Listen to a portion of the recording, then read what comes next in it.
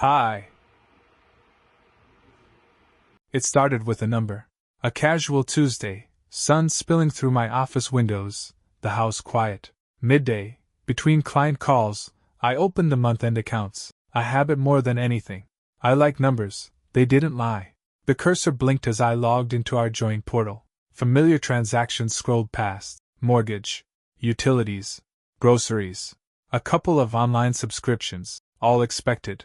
Then my eyes stopped. $4,312.47. Maison du Luxe, gift. Maison du Luxe. An absurdly expensive boutique downtown, the kind of place where a single handbag could cover a month's mortgage. I frowned. No birthdays, no anniversary, no holiday approaching, and no mention of this in our recent conversations. I clicked deeper. In-store transaction. Saturday. I had been away that weekend. Leadership retreat at a resort 2 hours north. She'd stayed behind, said she had a work project to finish. We'd exchanged a few texts. Nothing unusual. But now this. I stared at the screen for a long moment, then leaned back in my chair. A faint edge of something old and familiar stirred. Not quite jealousy, not even anger. Something colder. Suspicion. We used to talk about money. That was one of our things. Years ago, when we'd merged accounts, we'd spend hours designing a system, joint visibility, transparency, agreed upon limits. One pot, one plan, she'd called it, half laughing over coffee one rainy Sunday. We'd been partners then. The numbers had meant trust. Now, this felt different. I didn't confront by text. That wasn't my way. I made a mental note to ask her that evening. Calmly. Directly. Dinner that night was oddly normal. She cooked a new stir-fry recipe. We ate at the counter, the two of us side by side, casual music in the background. She talked about a client meeting, mentioned a podcast she liked. I listened, nodded. The charge hovered in my mind, waiting. Later, after dishes were done, we moved to the living room. She curled up with her tablet, glass of wine within reach. I watched the room, the soft lighting, the ordinary air of domestic routine. You'd never know something was off. When the moment felt right, I spoke. I saw a charge from Maison du Luxe, I said evenly. Over 4,000. What was that for? She didn't look up. Just a faint smile, cool, dismissive. You don't get to question how I express myself. The words landed sharp. She still didn't meet my gaze. Just swiped her screen, scrolling as if the conversation were over. For a long beat I said nothing. Inside something shifted, a click of understanding, not yet full but undeniable. This wasn't about money. It wasn't even about the purchase. It was about contempt. We had been partners once. Now it was transactional. A smirk in place of trust. I looked at her, truly looked, and something hollowed out in my chest. Later that night, long after she'd gone up to bed, I sat alone at the kitchen table. The house felt too large, the silence pressed in. I pulled out my laptop, opened the finance app again, scrolled slower this time, looking not just for numbers, but for patterns. Another charge, designer shoes, downtown. 2 ATM withdrawals in odd areas, far from her usual haunts. A luxury spa booking. And yet, in conversation? No mention of any of it. Just the same thin smile, the practiced deflections. The longer I looked, the more it felt deliberate, calculated. And beneath it all, something colder still, the memory of better times. I thought back to our old apartment, the first one we'd shared, years ago. A tiny space with mismatched furniture and a cramped kitchen.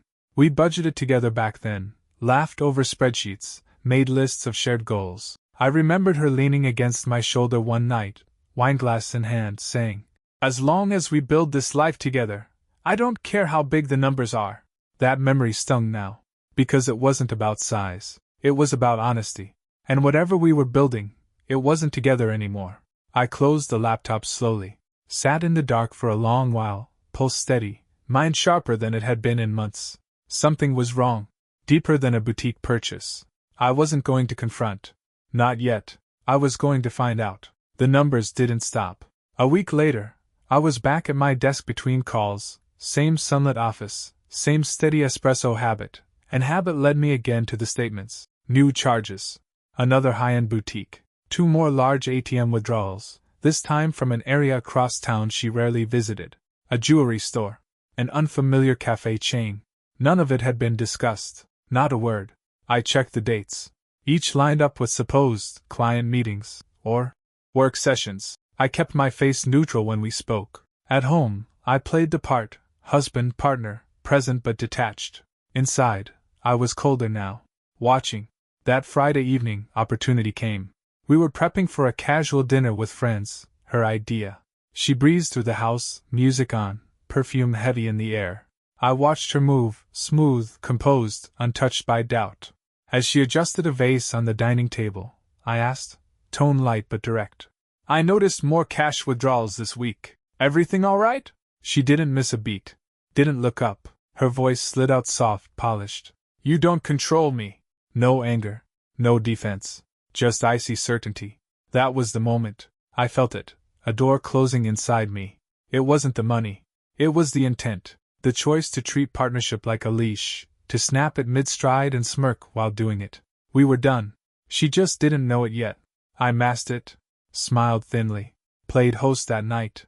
Our friends arrived. Laughter, wine, surface pleasantries. I moved through it with practiced ease, but inside, the war had already begun. I started methodically. First, no digital shortcuts. I didn't trust apps alone. I requested full printed bank statements, joint accounts, credit cards, savings. I wanted to touch the paper, track the flow with pen in hand. It arrived within days. I locked my office door, spread the pages across the desk. Line by line, the pattern emerged. Not just the known charges, there was more. I noticed a new shared bank card linked to her so-called business account, one I hadn't authorized, nor had she disclosed. It connected through a side branch of our primary bank, just subtle enough to avoid casual notice. I kept going. Then, a small thing, almost laughable, except it wasn't. While picking up dry cleaning, a chore she usually handled, I spotted valet slips tucked in the center console of her car. 2 of them. Both from upscale hotels across town. Both on weekdays she claimed full client schedules. The dates matched recent ATM pulls.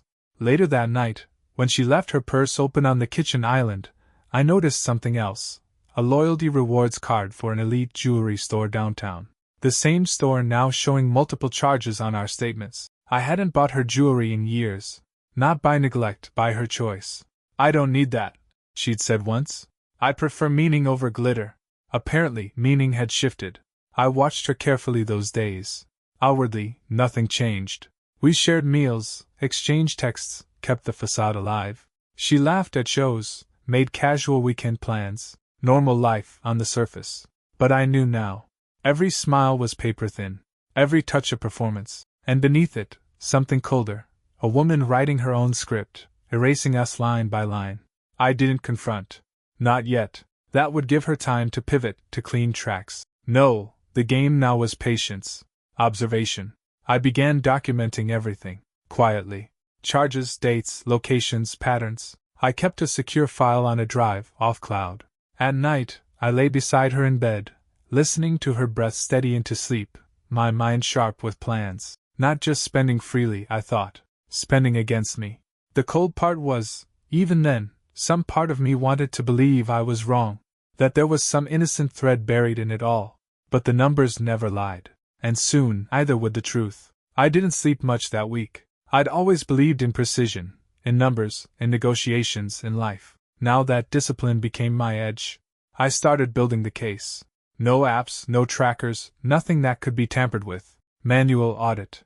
Paper trail. First, the bank records. I ordered full paper statements on every joint account, savings, credit cards, business lines. I wanted something concrete in hand, not filtered through dashboards. The first clue came fast. A shared bank card linked to her solo venture. I hadn't approved it, hadn't even known it existed. Its origin traced back 2 months prior. The first transfer into that account? $5,000 drawn directly from savings, unannounced. I checked further. 3 more staggered transfers followed, each under $5,000, each spaced carefully apart, clearly structured to avoid internal flags. Altogether, she'd moved $18,500 out of our joint reserves. Not business capital. Just gone. The expenditures on that card told a story. High-end boutiques. Private dining. Hotel charges. Weekday stays. No linked invoices. No corresponding client income. I pulled calendar records. None of those dates matched legitimate client meetings I could verify through her assistant's scheduling service. This wasn't sloppy. It was deliberate. Hidden. Next, the valet slips. 2 had surfaced in her car, one from the Armitage Hotel, one from the Lorne. Both upscale, both across town. I made discreet inquiries, checking for upcoming reservations. Polite, professional tone. The Armitage confirmed her name on 2 weekday stays. The Lorne? 3 weekday stays in the past 6 weeks. Not conference blocks, not corporate rates. Personal, single reservation suites with in-room dining and spa charges. I checked the bank withdrawals. ATM pulls within walking distance of both hotels, same days. Cross-reference times, perfect matches. This was no client entertainment run. Then came the jewelry store angle. The loyalty card had been sitting in her purse. I knew the store, Belrose Fine Jewelry, one of the few in town that catered exclusively to high-net clients. I stopped by in person dressed neutral. I'm planning something special, I told the sales clerk. Want to be sure it complements what she already owns. The clerk, eager for commission, confirmed without hesitation recent purchases under her name. 2 engraved rings, a custom bracelet, a designer watch. The dates? Spread across the last 2 months. None had been mentioned at home. None appeared in her usual wardrobe. Someone else was seeing those gifts. But it was the professional connection that shifted everything. I dug into her supposed business partnerships. Quiet calls, background checks through trusted contacts. One name surfaced repeatedly in her patterns, Grant Voss. Voss, my firm's longest-standing rival. A man I'd spent years outmaneuvering in boardrooms and markets alike. Smug, predatory, ruthless. I remembered her words once, casual after a gala. Voss? He's a bore. No style, no teeth. Apparently the bore had gained purpose. I traced several large transactions flowing from her side account into an entity I immediately recognized, a shell corporation linked to Voss. I'd flagged it 6 months earlier during competitive intelligence reviews. Her patterns mapped out, meetings, during key client periods, shifts in positioning that had undermined my firm's advantage in 2 major accounts. This wasn't just indulgence. It was betrayal. Direct, professional, personal. At home, I maintained the facade. Dinners were still prepared. Conversations held. Politeness exchanged. I let her believe the mask held, that I hadn't seen, hadn't shifted. But inside I was past the line. I began formal documentation. Not casual notes. Legal-grade records. Printed statements. Timestamps. Contact logs. Metadata where applicable. Copies secured off-cloud, encrypted. Backups stored off-site. Not for confrontation. Not yet. For leverage. For the war that was now inevitable. At night, lying beside her, I kept my eyes open long after her breath slowed into sleep. She wasn't planning to leave clean. She was preparing to profit on the way out, and to damage me in the process. That wasn't something I would allow. And the next move? It would be mine. I didn't need confirmation anymore. I needed position. It wasn't just that she'd betrayed me. She was building something behind my back, an exit strategy, and one designed to wound. I moved to deeper layers of investigation. The shell entity tied to Voss. I mapped its connections using old corporate intelligence contacts. It wasn't a simple dummy account. It was part of an offshore structure designed to launder competitive intel and reposition income streams. And worse, it was moving through my client network. That was the shift that hit hardest. Some of the payments from her side account were tied to projects I had introduced her to, contacts I'd trusted her with years earlier, small boutique clients, emerging partnerships, quiet deals we hadn't even made public yet. She was funneling influence through those connections, slowly poisoning the well from within. Not just spending against me, profiting off me. Then came the twist I hadn't expected. Through an old acquaintance, a paralegal who worked at a firm we'd both used once, I heard something that chilled me colder than any financial hit could have. "She's been consulting with Taylor and Wren," he said quietly over coffee. "Family law division." I frowned. Taylor and Wren weren't simple divorce attorneys. They were known for high-conflict strategies, including financial abuse narratives, scripted and coached for maximum leverage. "She's preparing a narrative," my contact continued. "False financial control. Emotional isolation. They're good at it. They'll stack documents, text interpretations, pattern claims, build a case that flips the optics." A beat of silence passed between us. I felt the bottom shift again. "She's not just walking away," I said quietly. "She's setting up to frame me." Days later, the move landed. A cease and desist letter arrived from her new counsel, preemptive, aggressive. It demanded I cease unauthorized surveillance and refrain from withholding her rightful access to joint funds. I'd done neither. I hadn't locked any accounts yet, but the letter was a signal move, a setup. She was crafting the paper trail to claim I was controlling finances, blocking her access. Classic scripted independence narrative, designed to preemptively paint her as the victim, me as the aggressor. It also meant one thing clearly: she knew I was watching now. But the deepest cut was this: through deeper financial tracing, I uncovered a hidden shell entity, one step removed from her side account. It wasn't in her name, but it was controlled through a trusted mutual friend, Madison Keene. I hadn't thought to watch Madison. She'd been a close friend of ours, present at our wedding, a confidant to both of us. I hadn't seen the shift. Madison's name surfaced on account registration documents I'd pulled using private corporate registry tools. The entity was structured offshore, funneling income through international channels, intended to mask source and destination. And part of that funnel was being fed directly by revenue streams tied to my firm's IP and network, small consult deals, license kickbacks, minor partnerships that had been diverted. It wasn't just about ending the marriage. She was planning to walk away richer, with my leverage and my contacts, and leave me legally hamstrung and reputationally damaged.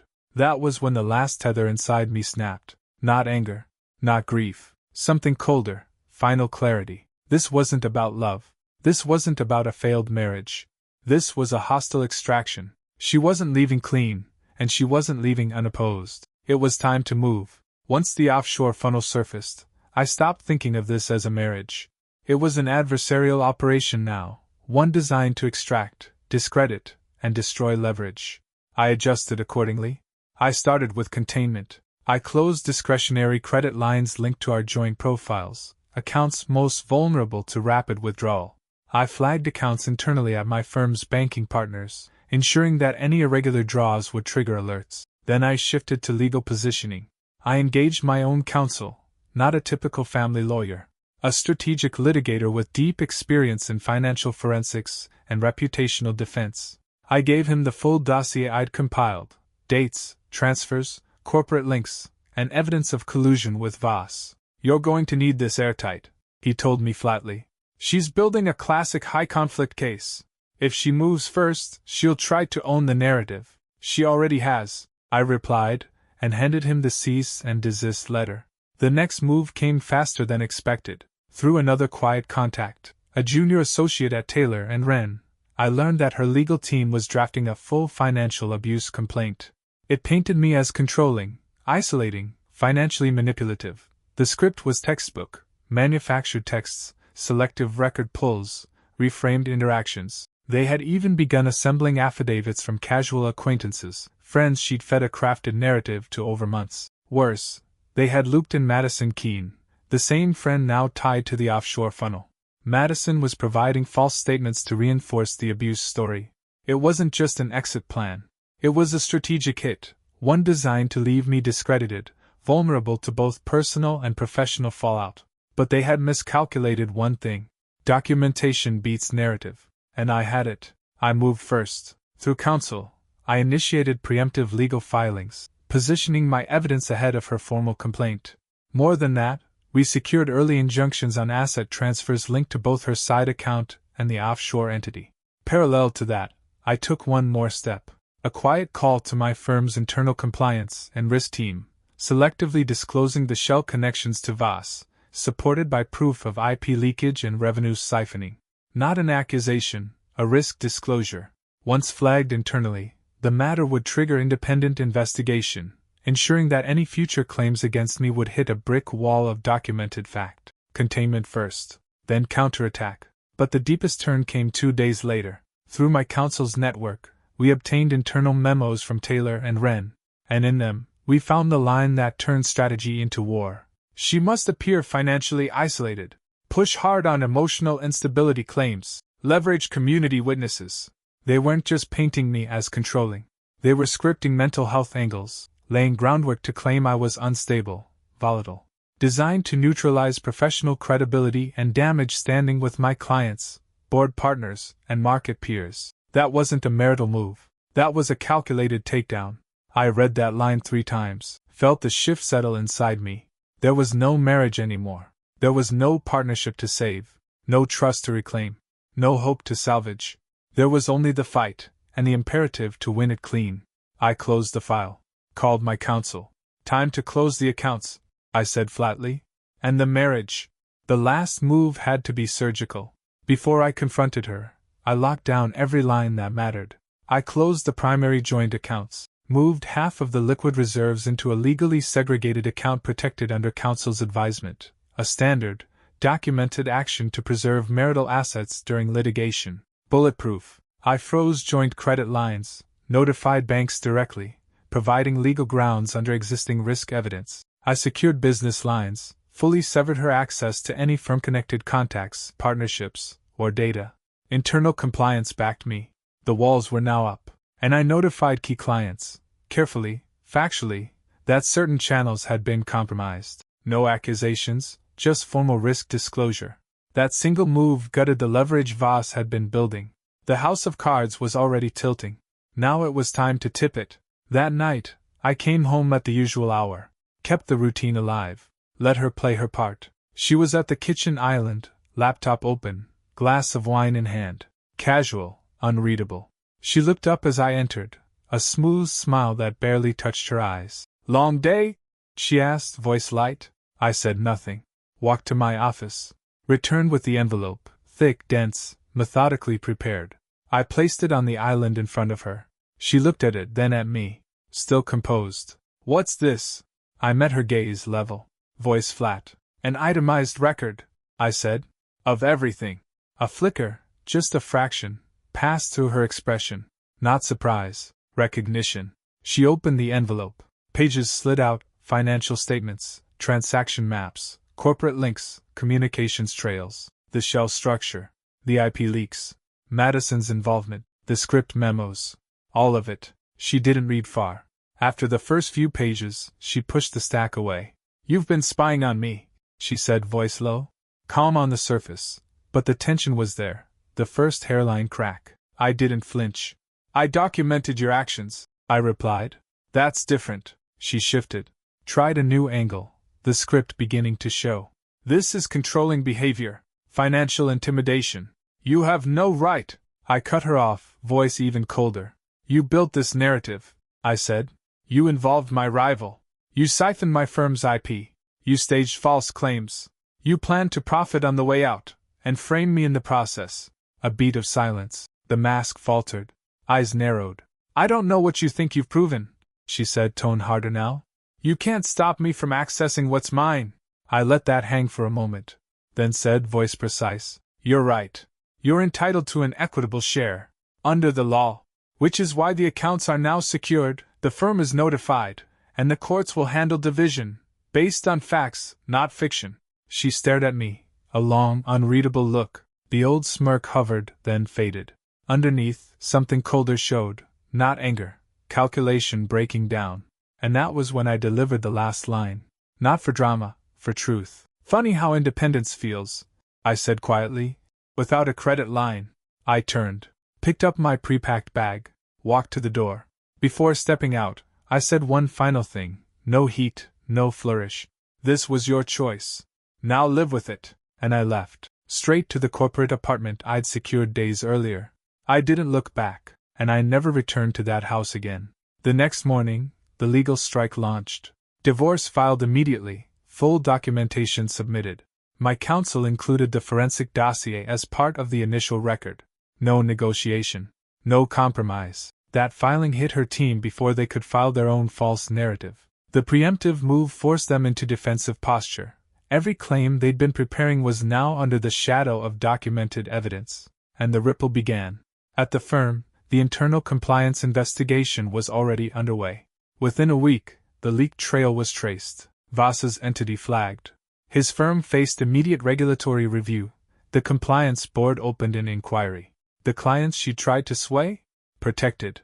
My early disclosures positioned me clean, and several key partners strengthened loyalty after seeing how close the attack had come. Professionally, the threat had been neutralized. Social fallout came next, faster than expected. Madison Keene, under legal pressure, cracked. Presented with the documented funnel and evidence of her false statements, her counsel advised immediate cooperation. She flipped. Provided full text archives, including messages proving the fabrication of the abuse narrative. Step by step, message by message, Madison's statements unraveled the story Taylor and Wren had been scripting. Those records became public in the legal proceedings, and once they surfaced, her inner circle began to fracture. Some friends backed away quietly. Others, those she'd manipulated most, reacted with sharp outrage. One in particular, Rachel Fenton, a close mutual, issued a public apology to me. A simple message: "I believed lies I shouldn't have. I'm sorry."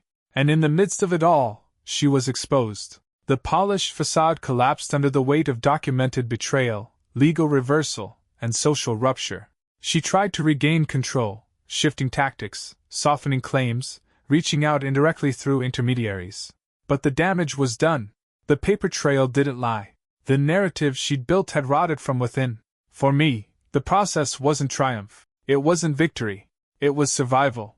The weeks that followed were brutal in their own way. Legal sessions, public exposure, the cold erosion of a life I had once trusted.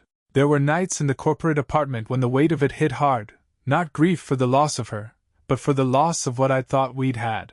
I remembered the early days, the shared dreams, the supposed partnership. I let those memories surface, felt their sting, and filed them where they belonged, the past. In time, the dust settled. The court proceedings closed in my favor. Clean asset division, protective orders on professional connections, and formal clearance of false abuse claims. Her attempt to walk away richer had failed, and the damage she'd hoped to inflict on my reputation had backfired. But the scars remained. I didn't rush to fill the void. Didn't seek new connections. The wound needed to heal honestly, no shortcuts. Thank you for watching. Bye.